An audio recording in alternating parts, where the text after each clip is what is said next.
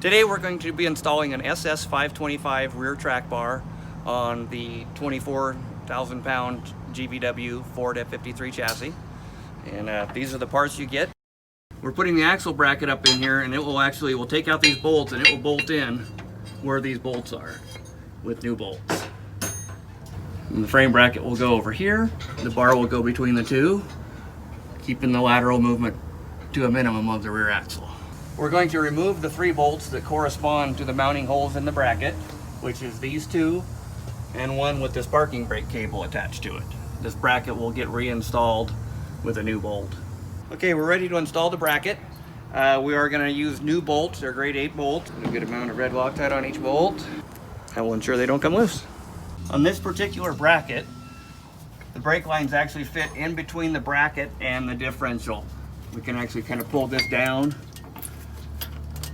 and give them some more room, but there's plenty of room that way they're not putting in a bind or getting any tension on them as the suspension moves. I'm torquing the mounting bolts to 150 foot-pounds, which the specs are in the instructions.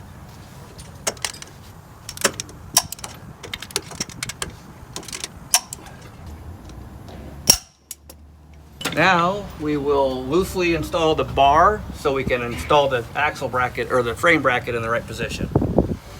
It doesn't fit in the box with the end on it, so we have to package the end separately. When we get this set, we'll apply Loctite to this also. We get a washer on each side of the bar and bushing. So it's got a washer on each side. Swing her up into place there. And install the nut on the back side.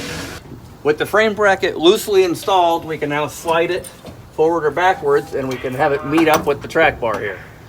Okay, with the track bar snugly mounted to the axle bracket, it still pivots, but now we can line up our frame bracket where it meets that. Now we know our alignment spot. We can tighten this up and then we'll make our final adjustment and install the bolt. We've got it in the right position, so we're going to snug these bolts, then we'll tighten the jam nuts, then we'll tighten these bolts completely. Pinch bolts and jam nuts that lock this into place on the frame rail. Okay, so now I'm going to tighten up the pinch bolts. Just until the bracket starts to spread, you know you've got good tension on the frame rail. Give them some Loctite. And then we'll tighten the jam nuts. Again, make sure.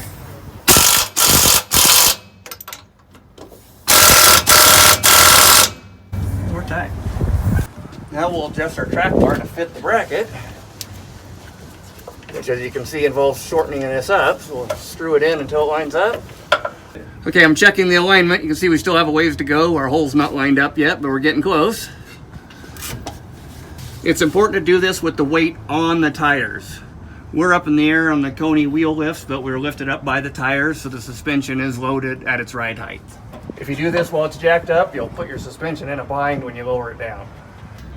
That looks pretty good. Washer on the back side. Okay, so we've got the bar in place. All our bolts are tight and torqued in the differential and the axle bracket. Now we're going to put some Loctite and tighten the jam nut to make sure this doesn't work loose on the threads.